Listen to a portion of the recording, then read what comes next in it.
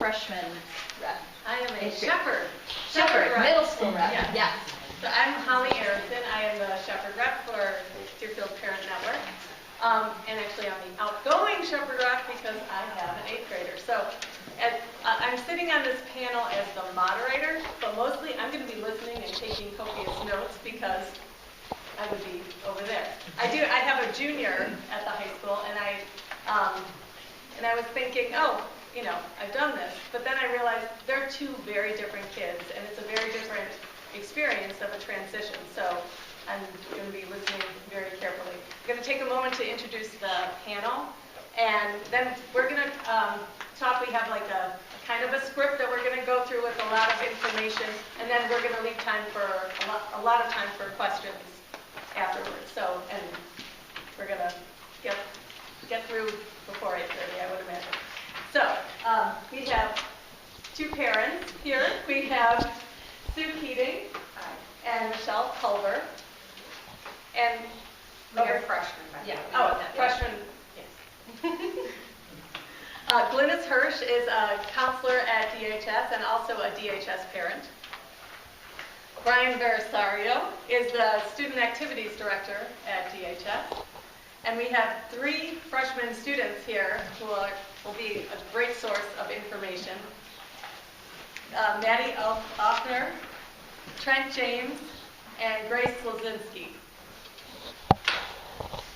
So, we're going to start with Brian and just briefly tell us how the middle schools, what they're doing to prepare students now for their transition to Deerfield High School. And you're going to watch how I'm going to do this. I'm going to immediately go right to the students because they're the experts on what the middle school does. But because we share a lot of information with them about different programs and different things that we do. But students, and I know we have from kind of different schools here too. How did your school prepare you? What did you do from that 8th grade year to freshman year? Okay, well, I went to Holy Cross, and when I was in 8th grade, I really felt prepared to coming into high school with all the different subjects and topics we learned about. I felt that I could make the transition easily, and even at the end of the year, we had some finals to prepare us for the finals that we would be taking this year. I also went to Holy Cross, and the teachers were really good there with discussing recommendations for high school and what would be a good fit for me. I went to Shepherd, and I agree. We also had a couple finals. Depends on what level of math and science you were at. But I agree. Most teachers, you had a one-on-one conference, and they're I recommend you for this high school class, so that prepared you for what you're getting into. So let me ask you guys a question. So what you all talked about having some sort of finals. So what? Did they say what the purpose of that was? Did they talk about that at all with you, or why did you guys do that? Or? Well, they said the main purpose was to prepare you for high school. Okay. It was also only certain levels of one math class got to take it because they were in a high school math class. Instead, I know a regular math class didn't get to take it. Okay. So you've been through a final already at the high school. Did that help you? Honestly, did it help you being able to take a final? I knew that I had to study a lot.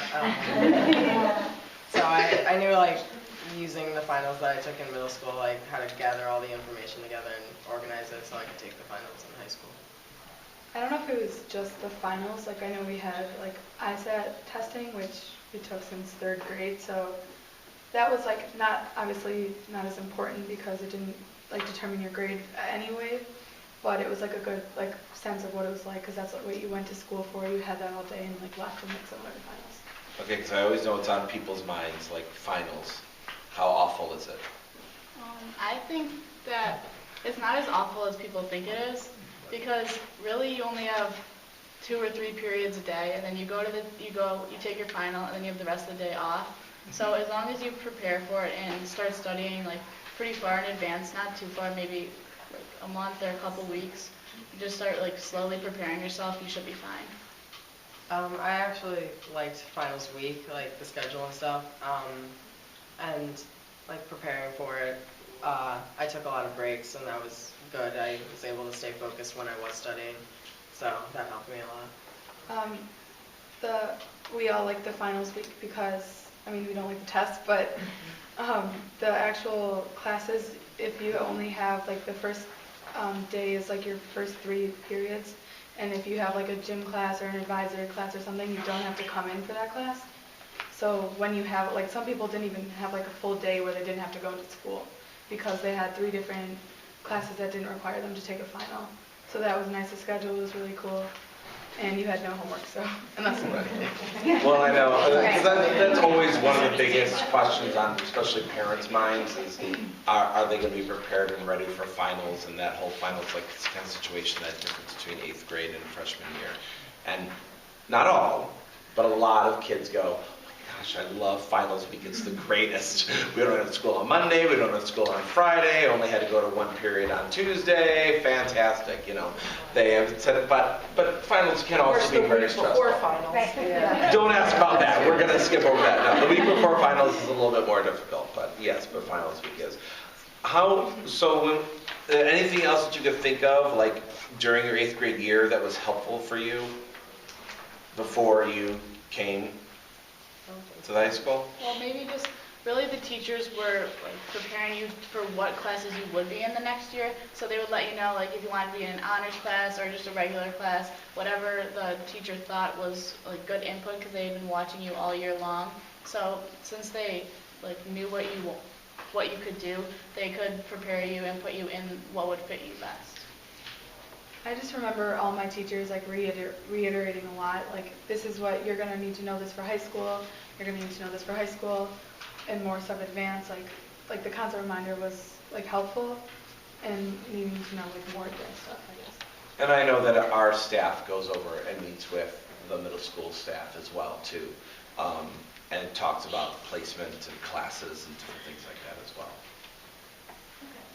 So let's briefly talk about, we talked about finals, and that's a difference between the middle school and the high school, but what are some other differences between middle school and DHS? Well, coming from Holy Cross, which was really small, Deerfield's definitely a lot bigger, and but I like that there's a lot more freedom, like with free periods and stuff, and you can manage your work better, and it's more like managing your own time instead of being on a strict schedule. Well, like you said, you do have to manage your time, and you're going to get a lot more work and homework, but if you manage your time well and like learn to procrastinate a little less, then you should A be little fine. less. So wait, let me ask you a follow-up question to that. So you said the homework. So is like what is the difference? How you're like, you know, 3/4 of the way through your freshman year now. What's the difference in homework between middle school and freshman year? Well, for me, I think that there's a big difference of homework, because coming from Holy Cross, I did have homework, but it didn't take me as much time, and it wasn't as consuming as this homework is. And since I'm playing sports at the high school, which I play volleyball and softball, you really had to like manage your time and make sure that you could get the homework done before like late at night, because you wanted to get enough sleep so you could be fine for the next day. Yeah, I agree. It's also very hard managing your time. I'm also on 2 sports. And the workload is definitely different. Like it's more serious. And some of the homework like wasn't checked in middle school, but just like you need to know not even that just is checked in, but you need to know the content, and we'll have a test on it like randomly. But another difference from middle school was that we have cycle days. It's kind of confusing. I just want to like briefly mention it. It's too confusing to do the whole thing. There are certain days where you don't have 2 classes. Like a 1-2 day, you're not going to have your first and second period, and a 3-4, you're not going to have your third and fourth period. So that's also a really good balance of your classes. Like I know one of the days I won't have 2 of my like really hard classes, so that day's easier. So that's a good balance. Here's what I promise you. You'll I understand. promise you. No. Your Eventually. kid will understand it way Yeah. before you ever will. 8 years in. The other day I was like, oh my gosh, it's a 5-6 day, and I went like running down the hallway because I totally forgot. Like you do that, like the kids, Like the first week, I'm not gonna lie, it's hard. And it is taking some adjustment to. The kids pick it up like that, like the cycle days and what period, and I'm supposed to be here this day and nowhere. They all do. I promise. Like, we don't have kids roaming the hallway wondering where. Yes, is there that occasional, I have had even a senior all of a sudden walk into a class and go, oh wait, wrong day. You know, has that ever happened? Yes. And we do have the electronic boards when they Correct. walk in during one of the entrances to tell them what cycle it is. But I promise you, they will pick it up way before you. You probably will go through the 4 years and then go, wait, I finally got it, and they're graduating. But they will pick it up by week 2, I promise.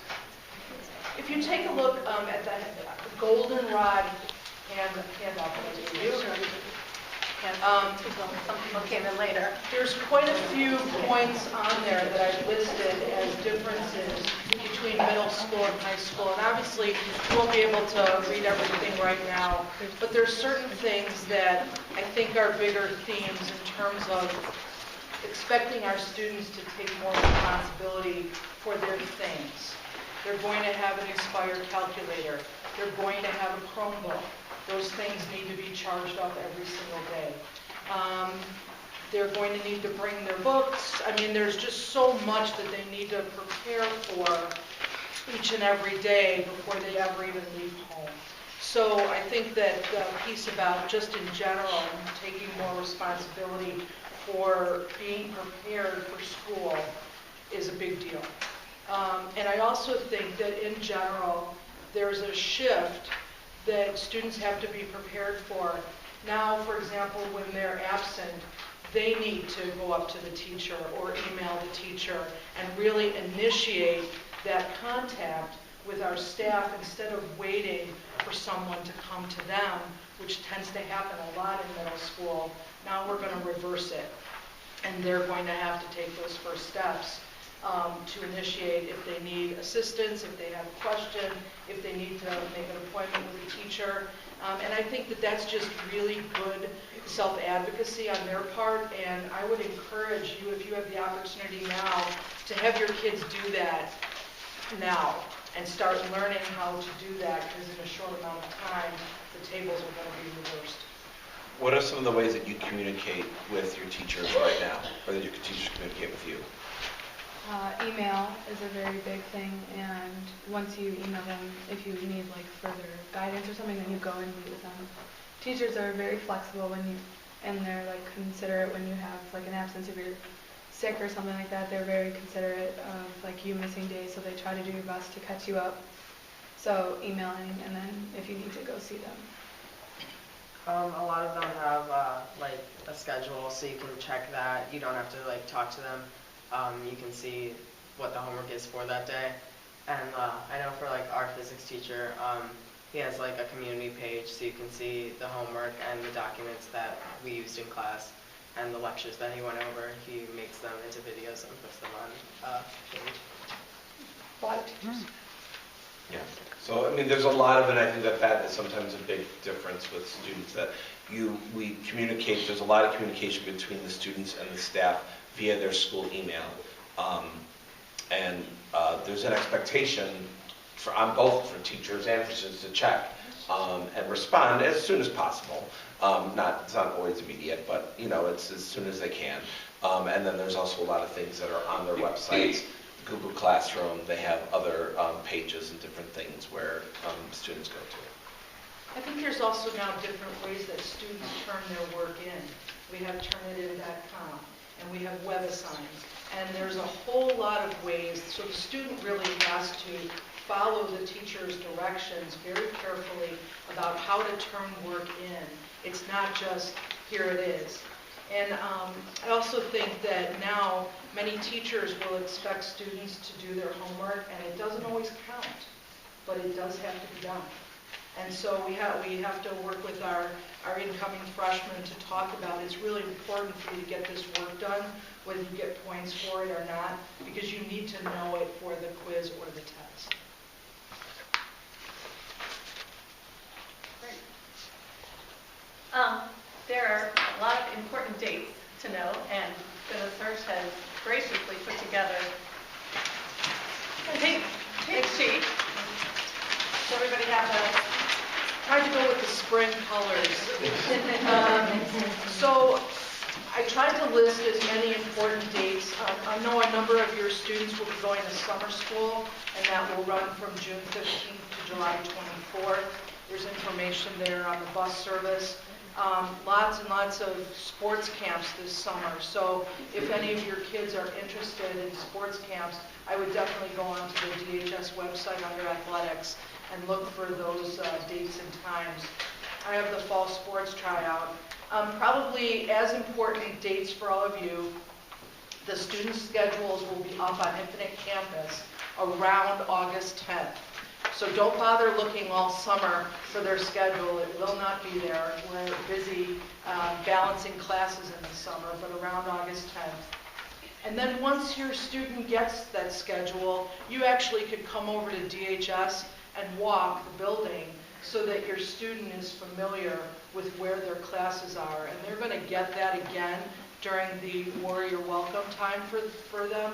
But it might be nice if you guys just came together to walk the building, and then you'll have a better feel for the building too. We really would like you to come to the Warrior Welcome Parent Orientation, and that's on Thursday, August 20th from 7 to 8:30. Again, that's just parent only. You'll get an opportunity to hear from a variety of people within the school, including Brian, who talks a lot about freshman advisory and activities.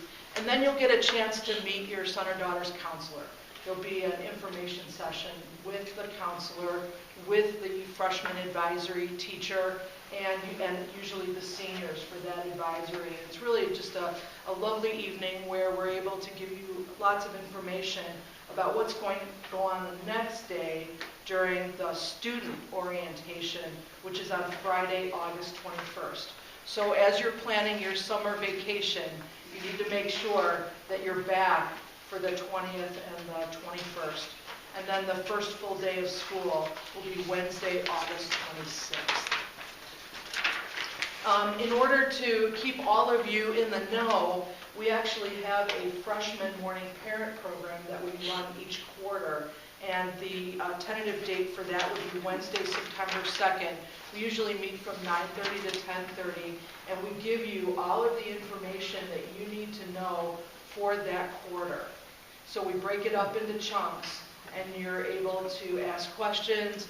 Again, you end up with important dates. We usually talk about report cards and finals and activities and all the things going on for freshmen. Okay, that's why I said tentatively. That was right. I didn't know you were going to. Okay. So one of the things, a parent, I was talking to a parent of an 8th grader today about the orientation, and they're going to be out of town, and there's nothing they can do about that, and we understand that does happen. But it's really a great day.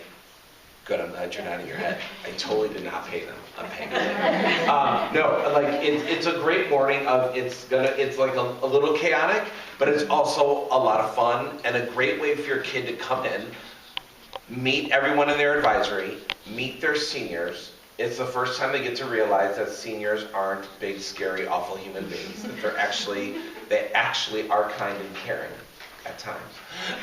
But they are like great people that are there to help. And so they get to meet them in the group, they take their photo ID, they get to see their locker, their seniors help them get the combination right. It just is like, usually the freshmen come in like white as a ghost and their eyes like this, but at the end they're completely exhausted, but there's a little bit of side of that relief, like, okay, I know where my locker is, okay, I know where math class is now. Like, and it's not with mom or dad, it's with their class and a senior and their advisory teacher, whoever it is. So I really I suggest to people, please get back into town for that 20th and the 21st, because it really is a great opportunity for kids and a good way to get acclimated to school. Because even right now, so you've probably driven by the high school, there's been lots going on the outside of the building, which has been great, but 1 minute after school dismisses this year, the bulldozers and everything are coming for the inside to do a lot of work.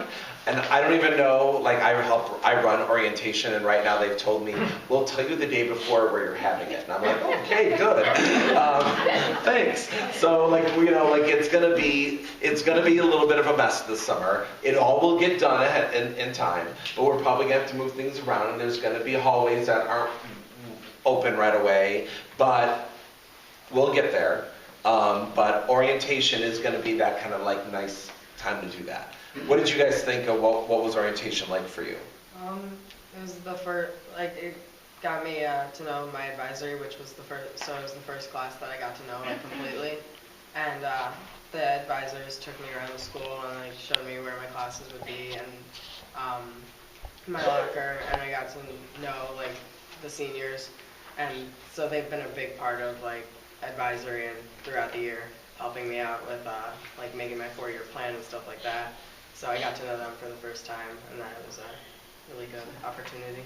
Well, for me at least, I walked around the school and looked at some of my classes in my locker prior to the orientation. And then once I got to the orientation, I got to do it again, which was helpful because it takes a little while to get to know the school.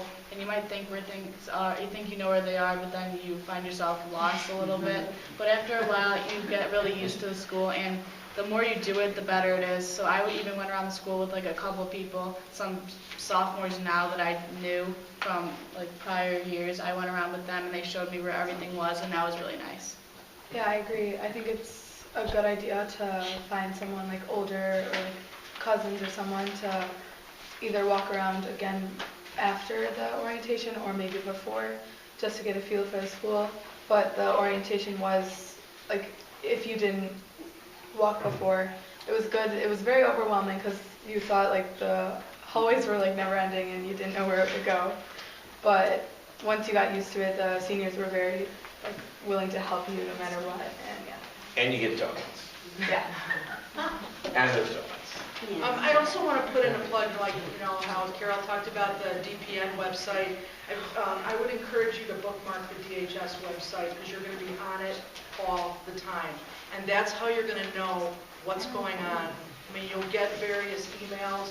Maybe your child will tell you, probably not. And that's why it's good for you to just get on that website and to kind of know what's going on, you know, periodically.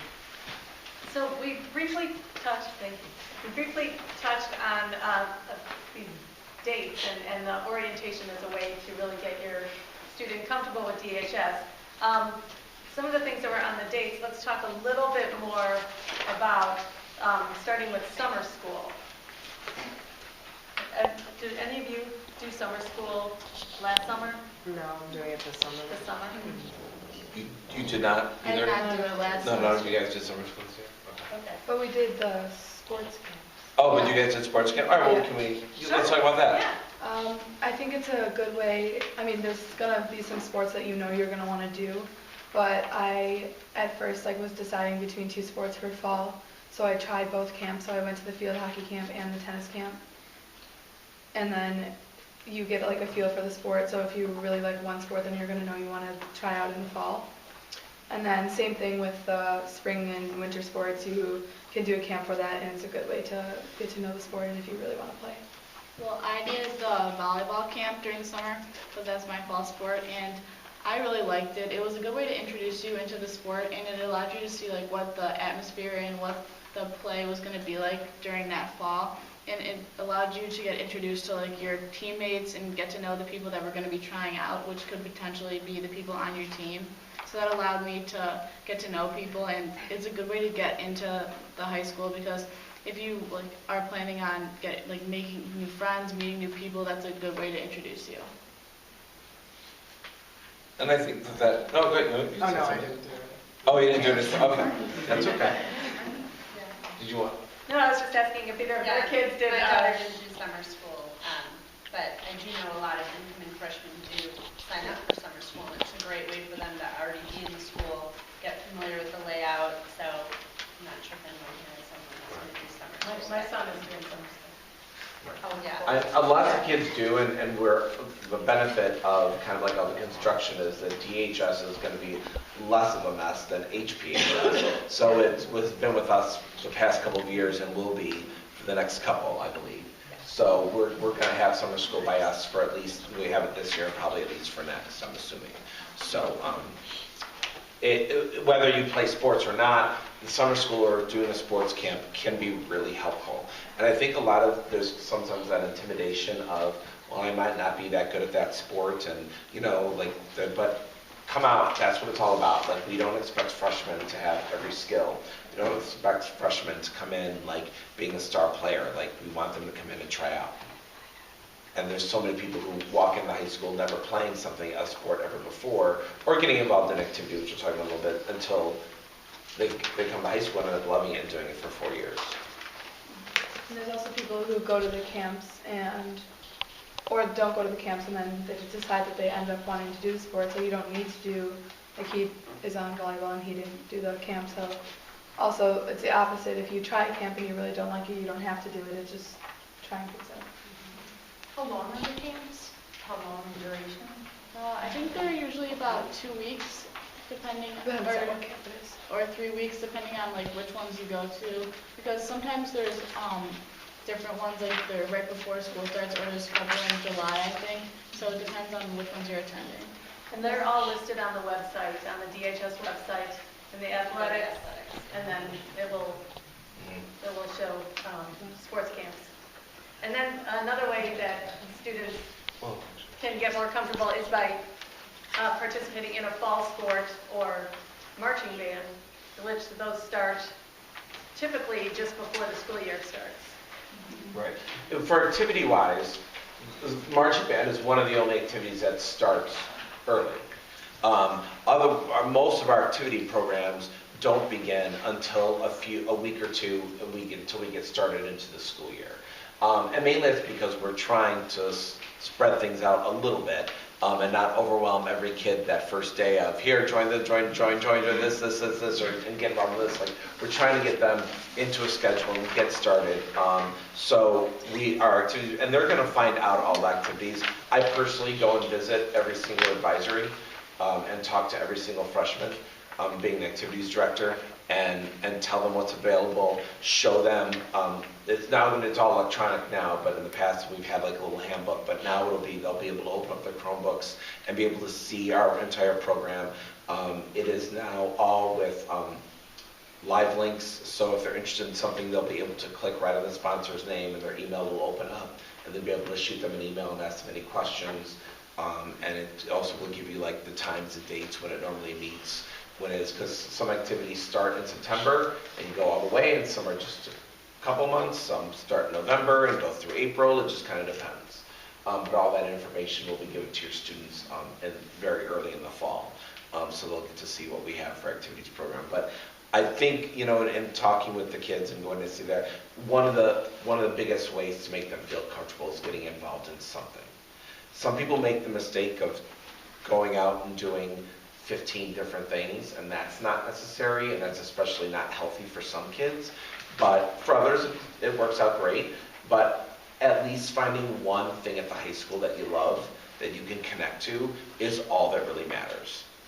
And having that one place that you can kind of call home. And a lot of our students do find at least one thing. I mean, our participation rate in athletics and activities, we're in usually that mid-90 percentile of the whole school. So we're pretty proud of that, and kids really do get involved in something. A lot of kids do multiple things. And I think that's a really good conversation that you can have with your son or daughter this summer, is to go on the website, take a look at all that we offer, because certainly we're a little focused on sports, but there's so many activities for them to do, because not everybody's athletic, and that's just fine. At DHS, you can be involved in a lot of different things, and people really respect you for that. So it's not just sports driven. But maybe a nice activity this summer is to go on the website and just pick out one thing that your child wants to try. Or I know they just had the activities night, and I'm sure they picked up a lot of information, signed their name to a lot of lists. And so the question is, what do you want to start with? Because you can't do 20 activities, it's just not possible. So what would you like to start with? Could I just say something too about dance? It's not part of the sports, but my daughter is a dancer, and they can take dance as a class, even as a freshman. So the upper ones you have to audition to get in, but they can take that as a class. And Sarah Campbell also runs the dance company. So for my daughter, it was a really good way for her to meet dancers, and she got really comfortable with the school even before she had to audition for dance company. So that's a good thing if you have a dancer, to think about maybe taking a class. Right. And we have that. We have a competitive dance team / spirit team, a dance company, and we have dance classes. So there is that too. Can you briefly discuss the difference between advisory program and homeroom? Because I know that is always a confusion. Well, and I'll let you guys talk too. One of the nice things about, I think, that helps in the kind of situation is having that advisory in homeroom. So homeroom lasts all 4 years. It's 12 minutes a day, most on non-100 cycle days. Just ignore what I just said, it's fine. But it's 12 minutes a day on non-100 cycle, and you're with them you're in that homeroom all 4 years. It's 18 kids or less in there.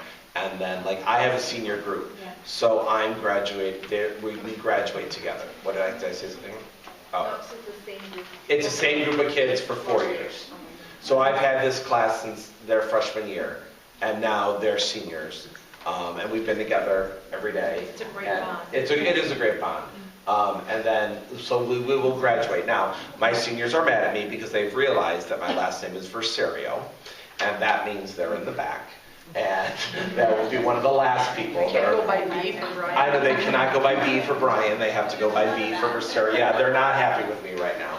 I'm like, but just think we're saving the best for last. They're not having that. But it's kind of great because so they're going to go through. They're going to get their diploma from the school board members and the principal and superintendent, and then they walk down the stairs, and I'm the first person that they're going to see.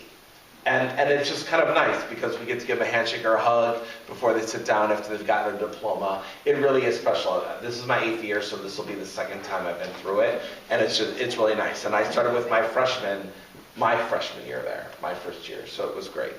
That's homeroom. Advisory is just freshman year, and it's a period, just one period. So why don't you guys talk a little bit, what's the difference between the two? Okay, so there's different types of advisory that you can take, and you already signed up for that. So there's like choral advisory, there's theater advisory, there's regular advisory, which we're all in, and band, and there's other advisories that you could do.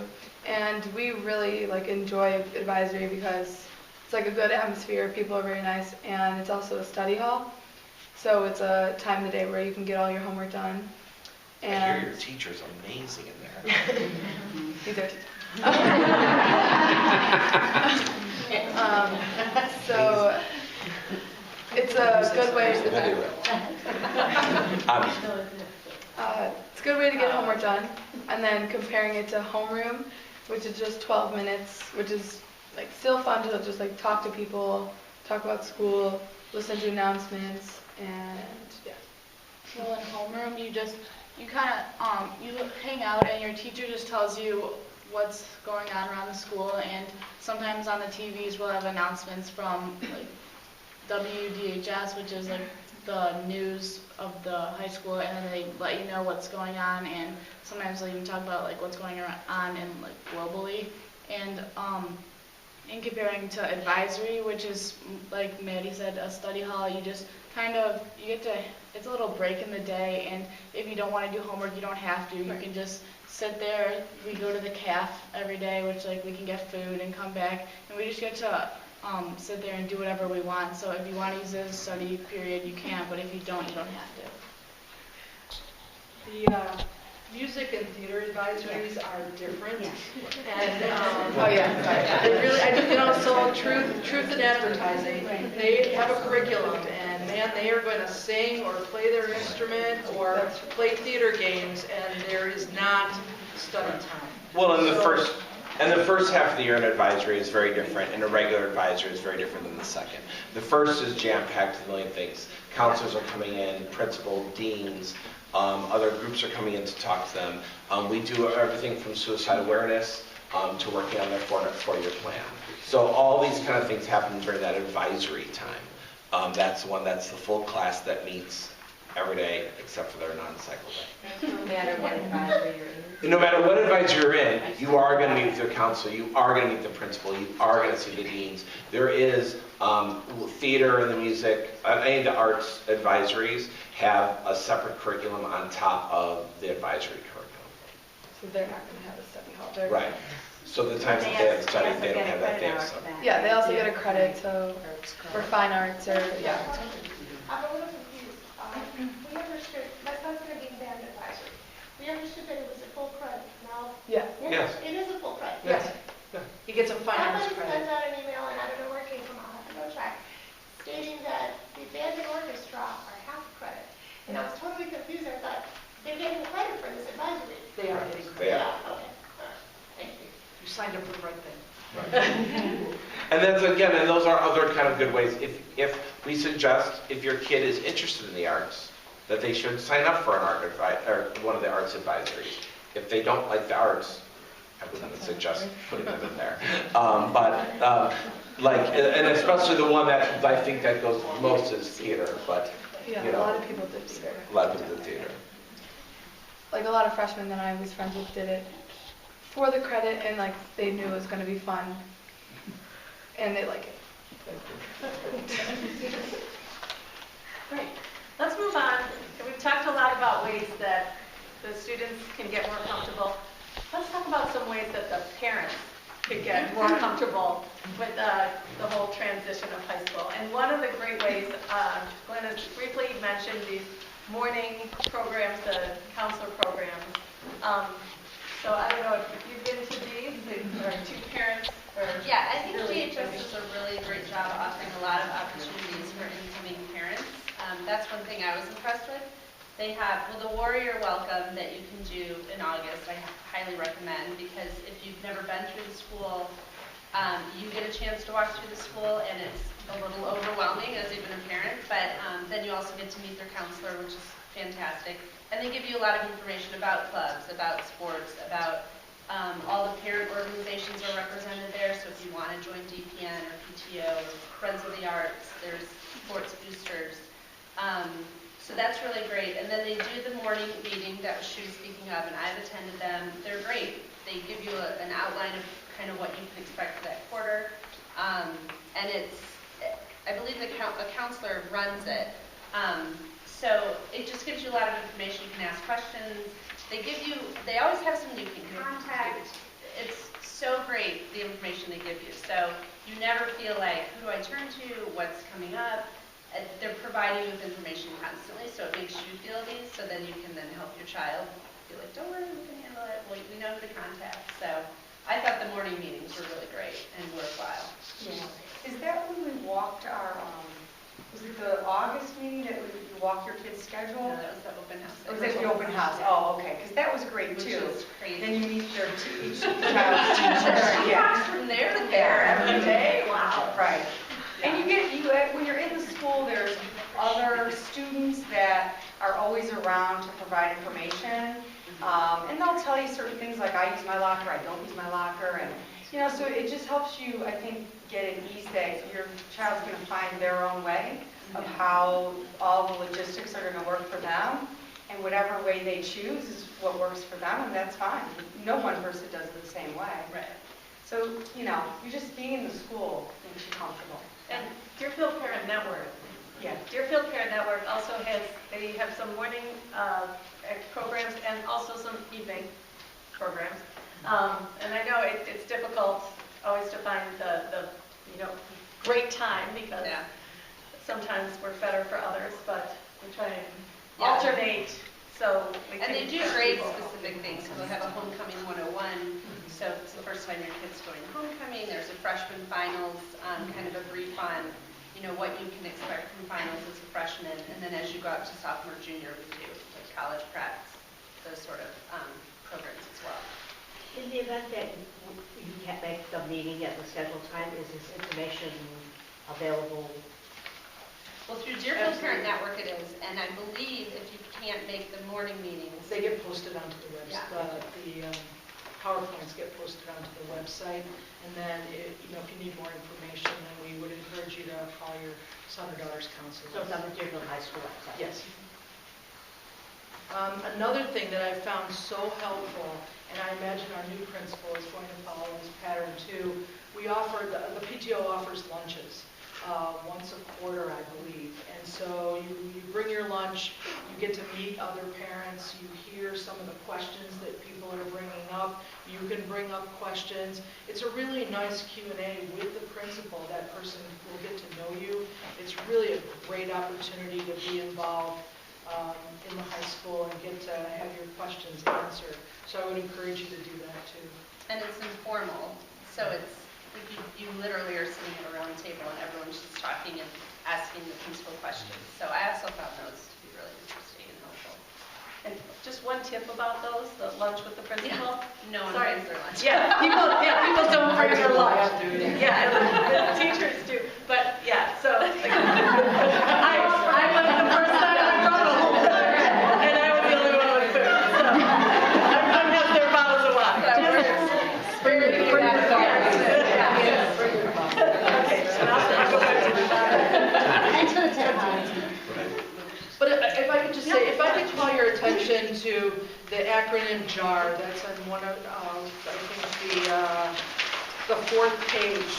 We really encourage you to join all of the organizations, PTO, Friends of the Arts, and Deerfield Parent Network, because truly, you, and I probably will say this to you numerous times, you need to be in the know of what's going on both in the community and in the high school. And so the more you're a part of these organizations and support their programming, you're going to learn so much. Because if you think now, like you're at Shepherd and you've seen all the same parents for 8 years, whatever, now you're moving into the high school and your kids are going to start to meet other kids that they didn't know before. And now all of a sudden you don't know everybody like you did. And so it's so important for you to be a part of these organizations and to know what's going on. And we really encourage you to attend all of the events, maybe not only that your kids are involved in, but things that the school hosts.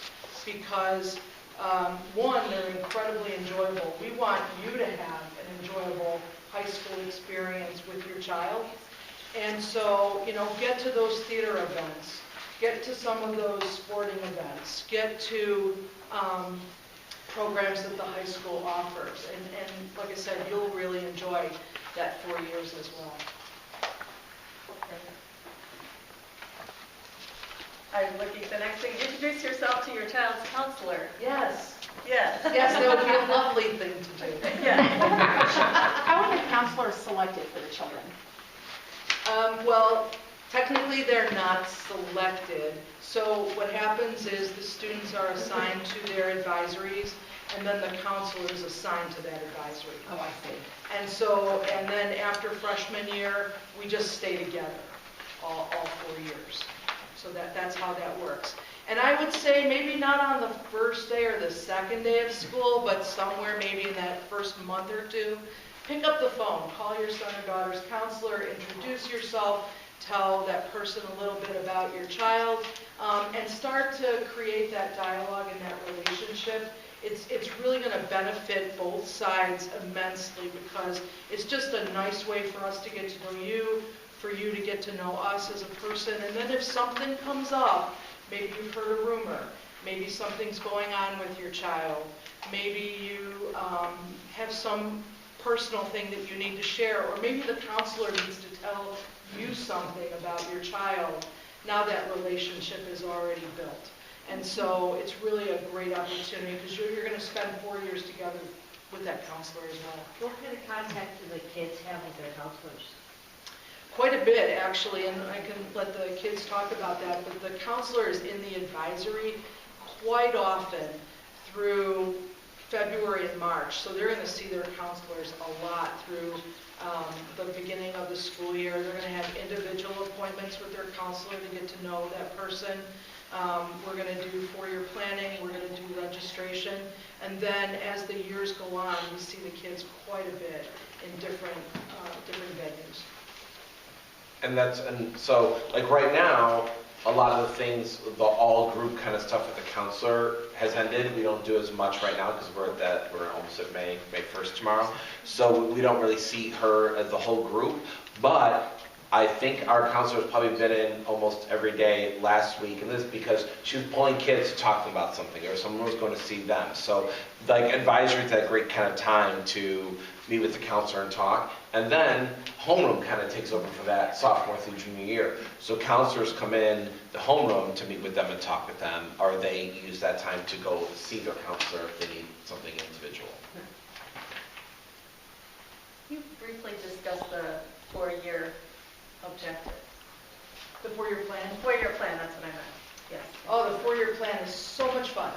So, what we get to do with the freshmen is to introduce them to the curriculum and think about classes that they want to take for the following year and for junior and senior year. And so it's so great when we get the opportunity to watch kids light up when we talk about, for example, the electives. You know, you can do graphic design, you can do art, you can do business, you can do media. And they're like, oh my God, we have all of these classes here? Yes, we do. Creative writing. Really? So it's really great as an opportunity. It's like a puzzle, and we start to help them figure out what are the courses they're going to take to meet their graduation requirements. What are the courses that they could take for fun? What are the opportunities ahead? So we really enjoy the four-year planning process, and you're included in that as well. So once we introduce them to all of the classes and start figuring out the plan, then we share that document with you, and so you have that same opportunity to talk about, now why did you choose child development? Or I think child development is going to be so phenomenal for you. Or have you thought about marketing, investing, and so many other opportunities? So we do that in November and December. What was four-year planning like for you guys? I first put together like the classes I was required to take and like the main topics like science and math and stuff. And I was able to see like where I could fit in other classes. Like I'm taking 2 art classes junior and senior year, and then like senior year I realized I had room for a different science class, so I'm taking another one, or I'm planning on taking another one then. So and then meeting with the counselor to talk about it. I was trying to figure out like social studies classes, so I had a plan, and then I talked to my teacher and then the counselor, and we figured out a new plan and redid the four-year plan so I could fit in requirements and the classes I wanted to take. And there's nothing like set in stone. Like if I wanted to take something senior year and I wanted to take it this year and then I decided that I like another class better. That's a good way where your counselor comes in, you can have a good conversation with them. They know like all the like course selections, and that really helped me. Like I had one plan and then my counselor's like, oh, here's some other classes, and then I changed a bunch of my things because there was a bunch of new classes that I didn't know about. And I'm glad Maddie said that. I remember it's a plan. And people talk about that. Oh my gosh, you're asking a kid November or December, freshman year, to plan the rest of their life? No. It's just to kind of, that's what's so great about that advisory, because they have multiple periods, multiple days, so they can talk to the seniors about it and get some advice. They talk to the counselors. Then they go see presentations from the fine arts and the applied arts. They're getting to hear from them, because every kid is in a math class, an English class, and if they're not in a world language class, then they can meet with the world language department chair. If they're not in the social studies, they can go meet with the social studies department chair. So it's that opportunity that only is really going to happen freshman year, where they have this class where they can speak to multiple people multiple times and put up a plan.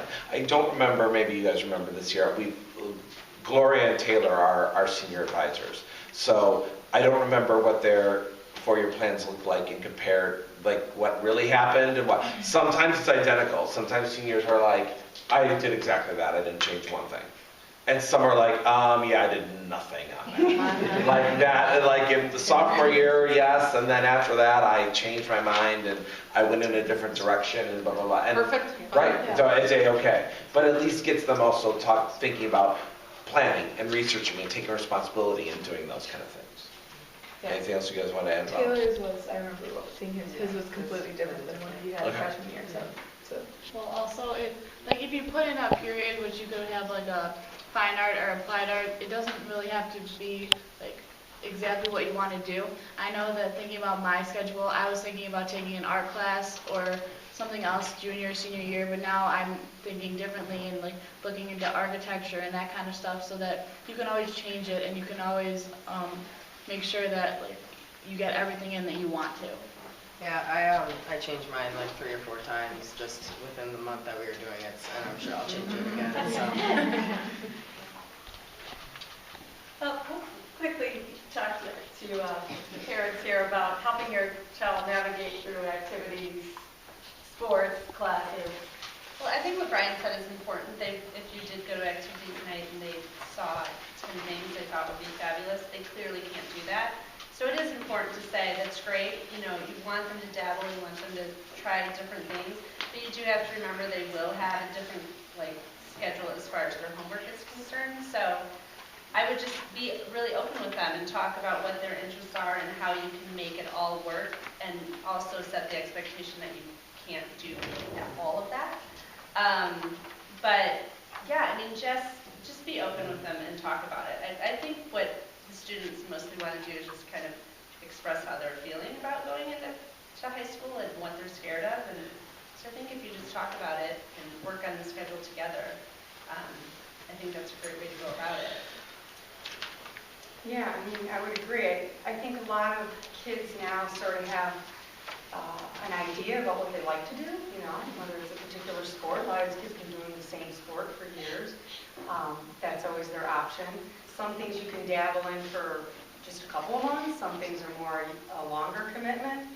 And just stay sort of aware of if they're getting overwhelmed. They need to know it's okay to back off on the activities. You don't have to ride it into the ground if it's going that way. So, it's just, I guess, being aware of how it's working for them. But it is super important, I think, to be involved in something starting out. It really does make a difference in just their whole outlook on the school. If they feel a part of it, if they're in something. They're feeling connected. Yeah, they feel connected, yeah. They make new friends right away. I think it's awesome to start in something and see where it goes. And the biggest thing I think that I hear, I'm sorry, and I'll get to it, but the biggest thing that I think that I hear the most is, how am I going to walk into that activity or that first day? And you're right, walking into something the very first time as a freshman it's not easy. But what I always like, when I go in and visit, I always talk to them about is, there is, and I don't know the number right now, but I think this freshman class is 409, 416, it's somewhere around there. I'm like, you're one of 4 something. You're not alone. You're not the only one. This is not just you. So you're not the only person that's going to walk in there alone. So don't feel, you're all together in this. So there's only one way you're going to get through it, is to walk in that door of that classroom, or walk out on that field, or walk into that band room, because unless you do, and I tell them, you might walk in and go, oh my God, I love this. This is amazing. This is incredible. I said, and I've had people come back to me and go, Mr. V, that was awful. That was the worst thing I've ever been to my life. And I'm like, oh, maybe, because I said, I always say we're better than 31 flavors. We have over 75 different sports and activities for people. So you are going to walk, to me, being in that pool at 5:30 in the morning, swimming. No, there isn't money anymore to get me in that cold pool, and no way. But to others, they get emotional when they talk about that, and Sullivan and that swimming program, and the friends that they make, And that bond that they make at 5:30 in the morning, like my dog hits me at 5:30 in the morning and I'm ready to throw him off the bed, but like they love it. So you can't, like they're not gonna know. And I always say, walk into that meeting. If you hate it, don't go back. It's all right. And I think that for the most part, yes, we have some things that are very competitive. Yes, we have some groups that are, but those are few and far between than the ones that you can join in and out of, or that you can, like you don't have to make that full commitment to. Yes, obviously, if we have to create a roster that we have to send it to IHSA, they need you to practice every day. Like you have to make a commitment to that. You can't go, you're not going to go this week, sorry. But there's other things, like we've got a group, our Earthworks group, they help collect the recycling bins. And, like I've got almost 100 kids that are involved in that group. They love doing that kind of stuff. So you just never know. Anything like with getting involved in trying that? Anything you want to add? Well, like I said, I'm involved in some sports, and also you might have heard of this from the activities night, but I'm involved in Key Club, which I go to their meetings when I can make it, which is usually on like Friday mornings. So if you don't have an early bird class, it's not too hard to make it to those. And so I go to that and I attend some of the events, and with sports and everything else, I don't have time to be involved in any other activities that aren't sports. So that's what I am involved in, but I stick with my sports also. Yeah, I'm in soccer and tennis, and coming in and like getting to bond with people who like the same thing you do is like a good way to make friends and a good way to like be comfortable at high school. And then I'm also in Key Club and Warrior Buddies, which is working with the kids with special needs, and you probably heard about that. A lot of people sign up for that, and it's a really fun club. It's like very rewarding working with those kids, and there's 70, like what he said, 75 other classes or activities, and so your kid will definitely be able to find one. That just went right out of my head. Seriously? It'll come back to you. Oh, sorry. No, I just wanted to ask, you said it's important to tell your kids to get involved. How do you also set, not a limit, I know you said you're on tennis and that's a fall sport, so I know it's a short period of time. I mean, is doing a sport and joining one club, how do you know what to tell them if you've never had, this is their first kid going there, how do you, it's different for every kid. It is different for every kid. For some people, joining one thing is enough, and I think it's going to be kind of like knowing your own kid and what their limitations are and what they're capable of doing. I mean, some that is especially if it's a sport, doing practice every day after school and then having a game is plenty. I've got homework, I've got school, I want to be with my friend, I'm done. And then other kids, some people have jobs and do other things, and that's great, perfect, done. But our seasons are fall sports, they're all done around Halloween. Some, depending on how well they do, sometimes stretch a little bit longer. But so so now you're talking at the end of October, maybe beginning of November. So now, is there a winter sport, or is there an activity you want to try? And most of our activities are pretty flexible, where they understand you're just coming off a fall sport, you can go and join. But I think you got to kind of know with your kid, and that balance, what is enough for them, and also that right amount of pressure nag, how you want to be careful, because it might send them in the opposite direction of not everyone to do anything. But that's also what we're for. The counselor, the homeroom teacher, the advisory teacher, we're great nags. And get them involved. I'm totally great nag. And trying to get them involved in doing things, because we want them to find that something. But I do think with the clubs, once they join it or sign up, they'll get sort of that initial, you signed up at activities night. And that will sort of outline what your commitment would be to that club. And things like she was saying with Key Club, I know my daughter does it. And some of the things that they'll plan for you to do, if you're not able to attend, it's okay. It doesn't mean you no longer can be in Key Club. So it's sort of you do as what you can do. And if you can't make all the meetings, they're okay with that as well. I think that's my understanding. Correct. There's a Many big of the difference activities. between doing like Key Club or Earthworks or Computer Club than being on a sport or being in the Or competitive chorus. math group or being chorus or dance. Yeah. Like those kind of things. So there is that difference. You have to figure out, you can't really do, not really, you can't do two fall sports. You know, you have to pick one. Right. You know, but a lot of times people can do a fall sport and maybe an activity that meets in the morning. And But- most of the meetings in the morning or? Yeah. There's some are in the morning, some in the after